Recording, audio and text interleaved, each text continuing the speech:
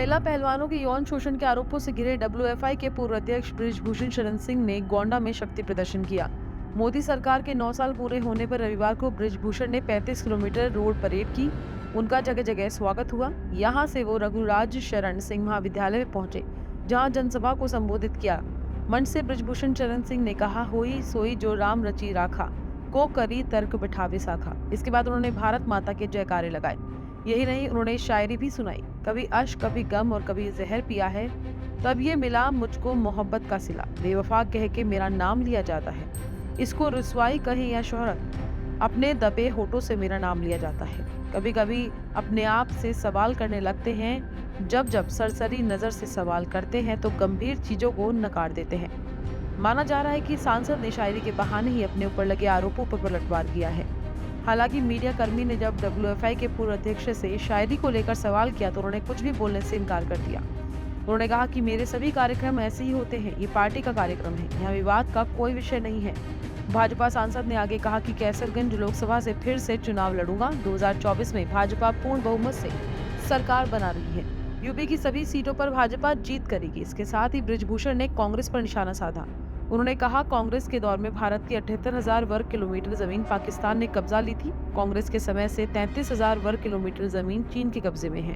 जब पाकिस्तान के 92,000 सैनिकों को भारत ने बंदी बनाया तो कांग्रेस के लोगों ने उन्हें छोड़ दिया।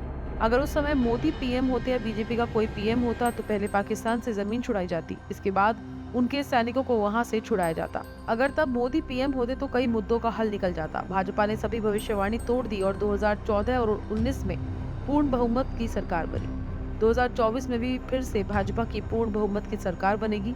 मोदी सरकार में बड़े बड़े काम हुए हैं, मंदिर बना और सड़कें भी बनी। राजनीति जानकारों के अनुसार जनसभा का मोटिव भले ही केंद्र सरकार के 9 साल पूरे होने पर उपलब्धि गिनाने का हो, लेकिन इसके बहाने बृजभूषण अपनी राजनीतिक शक्ति का एहसास दिलाना चाह रहे हैं। दरअसल अयोध्या में 5 जून को बीजेपी सांसद द्वारा आयोजित होने वाली जनचेतना महारैली स्थगित कर दी गई थी, क्योंकि इस कार्यक्रम से वक्त पहले ही दिल्ली में धरना दे रहे पहलवान बृजभूषण की गिरफ्तारी न होने के विरोध में हरिद्वार में मेडल विसर्जित करने जाने वाले थे।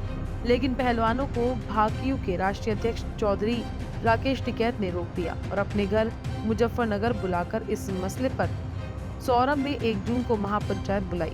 इसकी अपील पर पहलवान बजरंग पूनिया, विनेश फोगाट, साक्षी मलिक उनके घर पहुंचे थे। माहौल गर्माता देख सांसद ने जनचेतना रैली स्थगित कर दी थी। बृजभूषण शरण सिंह की गिरफ्तारी को लेकर पहलवानों के समर्थन में खाप पंचायतें खुलकर उतर गई हैं। बालियान खाप के चौधरी नरेश टिकैत की अध्यक्षता में मुजफ्फरनगर के शौरम में महापंचायत हुई थी। बालियान खाप के चौधरी नरेश टिकैत की अध्यक्षता में मुजफ्फरनगर के शौरम में महापंचायत हुई थी। इस दौरान टिकैत ने कहा था कि सरकार हमें जाति में बांटने की कोशिश कर रही है।